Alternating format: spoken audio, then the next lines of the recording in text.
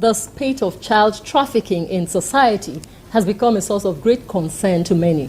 Hardly does any month pass by without one hearing the ugly incident of missing or trafficked children, making especially parents worried about the dangerous trend and the fate of the affected children.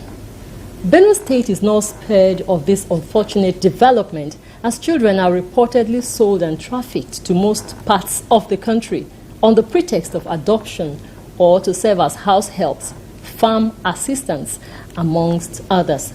Research shows that although Benue State government has domesticated the Child Rights Act and set up an anti-human trafficking task force to complement the efforts of the National Agency for the Prohibition of Trafficking in Persons, NAPTIP, child trafficking is still on the increase in most rural communities and is being fueled by the constant displacement of families in affected communities due to the persistent face-off between farmers and herders.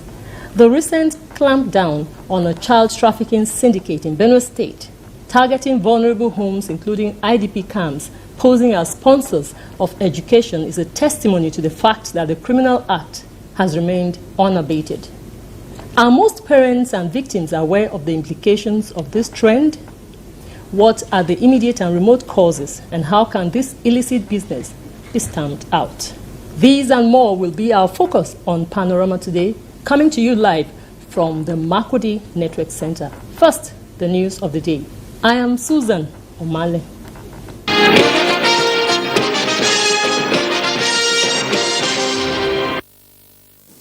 President Bola Tinubu has arrived in Doha for a state visit to the Qatar. The 001 presidential air fleet landed at the Doha International Airport at about 11:30 p.m. local time, 9:30 p.m. Nigerian time. The state visit to Qatar is to honor the invitation of Sheikh Tamim bin Hamad Al Thani, Emir of the State of Qatar. In an earlier statement by the presidential spokesman, Anjuri Ngelali, stated that the visit is to further strengthen cooperation between the two nations in several areas, including security, cultural exchange, and economic development.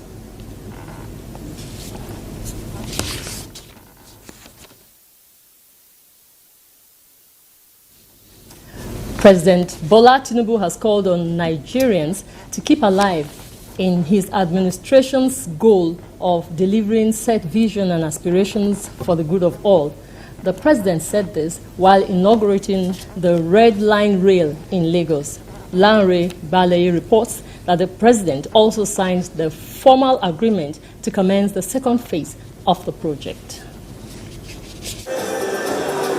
While reaffirming his administration's commitment to the ongoing economic reforms in the country, President Bola Tinubu believes the project is a product of aggressive infrastructural upgrade aimed at fast-tracking developmental agenda and simplify the process of commuting for both personal and business purposes. True change is possible. I speak to Nigerians through this podium that change is possible and change we must achieve. Progress we must achieve. It's not about single individual.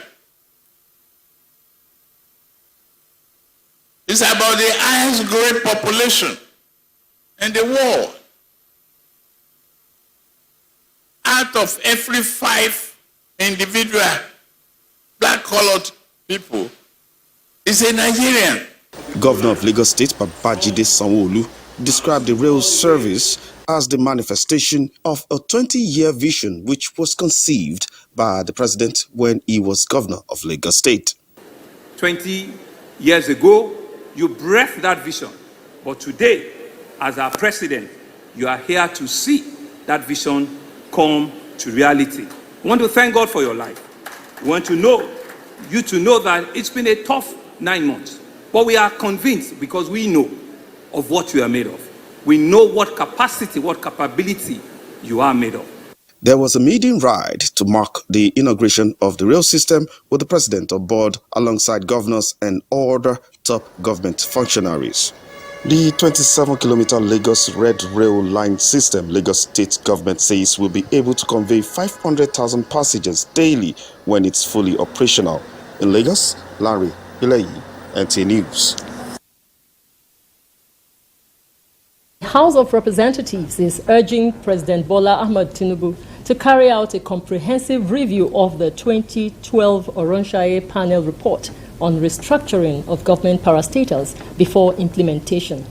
Adopting a motion of urgent public importance by Representative Kama Nkem Kama and 2 other lawmakers, the House expressed concern that full implementation of a report 12 years after may not reflect the current situation in the public service of the Federation. National Assembly correspondent Mitare Ikpen reports that deliberations on Thursday's plenary. Reactions continue to trail the Tinubu administration's decision to reduce the cost of governance by implementing the Steve Oronshaye panel report, which recommended restructuring of federal agencies and parastatals. In the Green Chamber, lawmakers voted for a thorough review of the decision, expressing concern over unintended consequences during implementation. The full implementation of the report will not substantially reduce the cost of governance, as it does not reflect the current situation in the public service of the Federation. An ad hoc committee headed by House Leader Julius Ihonwere was constituted to advise on appropriate steps. To examine the recommendation by the executive on the restructuring of federal agencies and commissions, recommend legislation to accommodate the proposals, liaise with the affected agencies and commissions on all issues related to the proposed reforms, recommend legislative measures to mitigate possible fallouts of the reforms, advise the House on issues related to smooth implementation and related matters. The House adopted another motion requesting the Joint Admission and Matriculations Board, JAMB, to extend the deadline for UTME registration by 2 weeks. We are all aware of the painful economic situation prevailing in the country. As a result, many families have been constrained from registering their wards by timeline. A bill for an act to amend the Niger Delta Development Commission Act to provide for the inclusion of Anambra State as an oil-producing state scaled second reading. Leading the debate, House Deputy Minority Whip George Uzodinobi observed that Anambra State has been receiving 13% derivation from the federal government being an oil-producing state, but is yet to be enlisted in the Niger Delta Development Commission Act. From the National Assembly, Mitare Ikpen, NTA News. State government has inaugurated 2 judicial commissions of inquiry on incomes and expenditures and that of sale and lease of public assets in the state. Governor Hassan Alia, who performed the inauguration ceremony, charged members of the commissions to exhibit diligence in the discharge of their responsibilities. Elias Itiab reports. Members of the 2 judicial commissions of inquiry on incomes and expenditures of Benue State government from May 29, 2015 to May 28, 2023, and that of sale or lease of government assets, companies including those moribund and markets from or before May 28, 2015 to May 28, 2023, taking their oaths of allegiance and office. Governor Hyacinth Alia, while inaugurating the commissions, noted that the move became necessary in response to the desire of people of the state who are owners of the state's resources. The governor therefore urged members of the commissions to discharge their duties with diligence and dedication in accordance with the principles of public service, bearing in mind that their choice is born out of their track records. Identify all the Benue State bank accounts and examine the propriety or otherwise of the transactions in the accounts from 29th day of May 2015 to the 20th day of May 2023. D. To identify loans taken by Benue State government from 29 May 2015 to 20th May 2023 and ascertain the appropriateness of the utilization, interest charged on the loans, and the possible abuse thereof. In their separate responses, chairmen of the 2 commissions pledged to work in line with the terms of reference given to them. The judicial commissions of inquiry which have 6 months to submit their reports, have been separately tasked to, among other things, look into the bailout funds and its implementation, parish club reforms, loans procured by the state government, functional and moribund companies, as well as markets, and make recommendations. In Makudi, Elias, ETF, NTA News. We'll be right back after.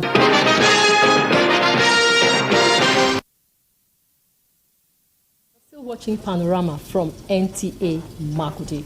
In line with government's commitment to ensure that adolescent girl-child education is achieved, the federal government's program, Adolescent Girls Initiative for Learning and Empowerment, Agile, has kicked off in Nasarawa State. Saadatu Awalu Saliu reports that the campaign commenced with a stakeholders' engagement. Year 2020 is a Federal Ministry of Education initiative that is supported by the World Bank and is aimed of ensuring improved secondary school education of the girl child in the country. The successes recorded in the project led to the addition of the 11 more states, including Nasarawa, Adamawa, Bauchi, Kwara, Kogi State, Sokoto, among others.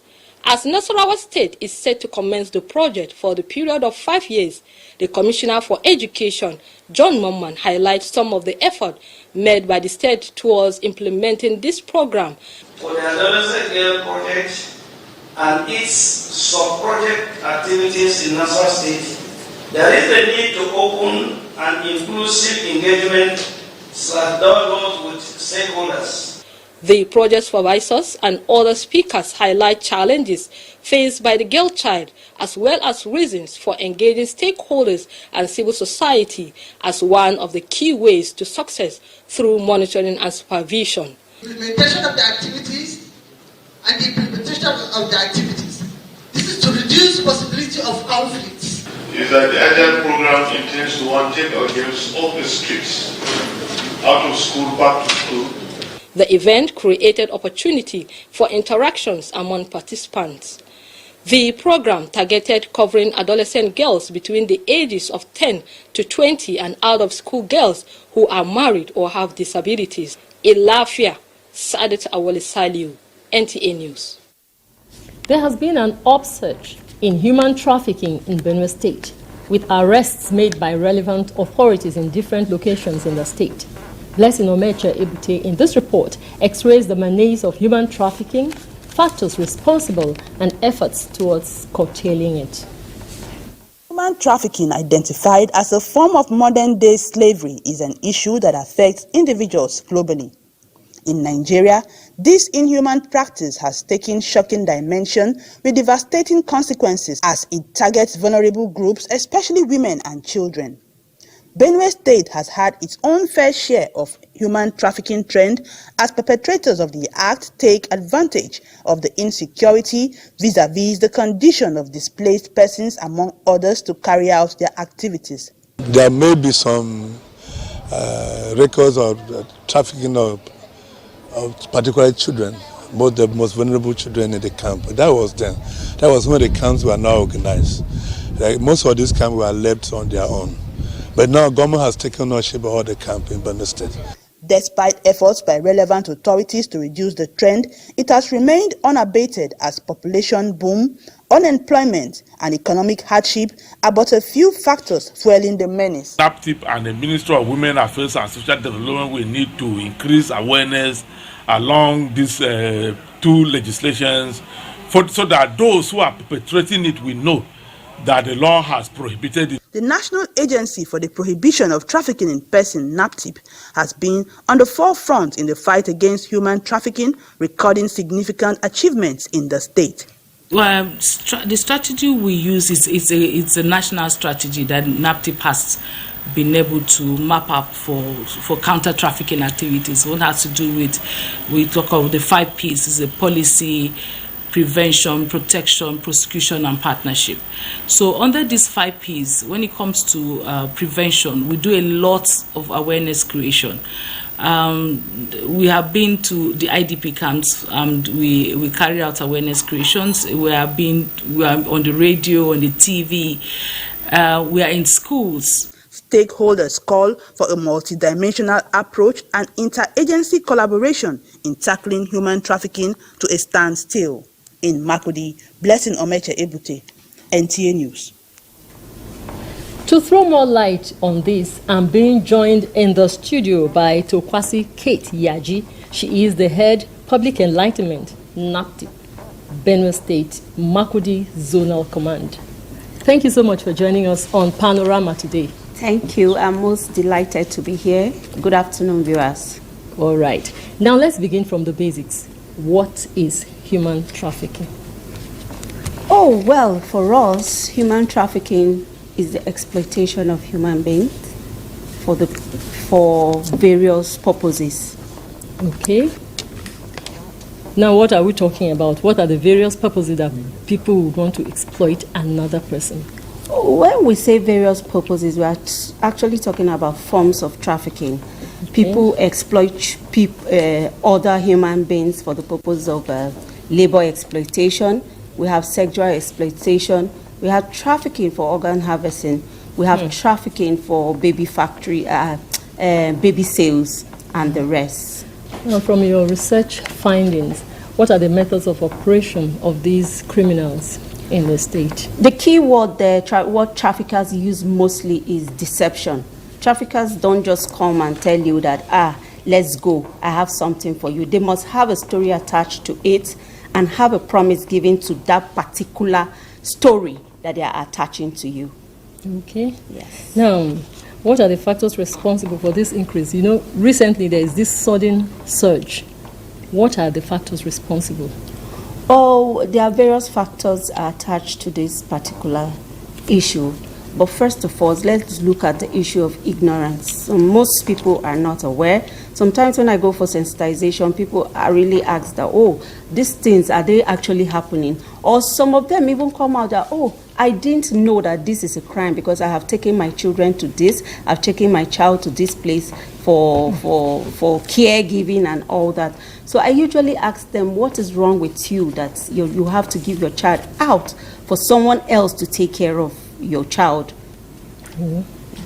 So what are other factors that could be, could make anyone want to do that? Oh, the economic factor especially is there. In Benue State. Yes, for the Benue, we look at the displaced person factor, where a lot of people are being displaced, and like you rightly said earlier on, that we have the issue of trafficking in the IDP camps, and there is no day that NAPTIP wake up that we don't go for arrest in the IDP camp, and that is one of another factor that is that trafficking is in the increase in Benue State today. Okay. Now, in the law, it says ignorance is no excuse. Now we are here to, inform the people. What are the implications of this? Oh, well, for trafficking, there are a lot of things involved in trafficking. For the individual, the individual is traumatized.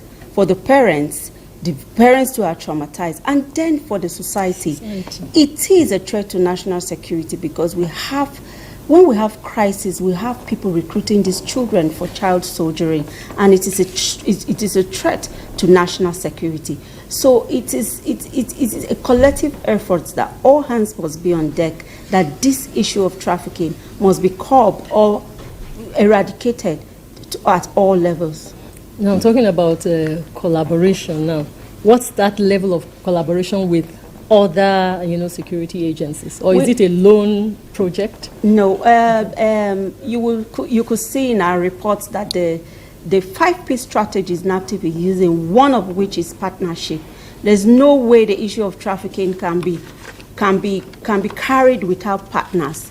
We partner with law enforcement agency. Even the media are one of our partners.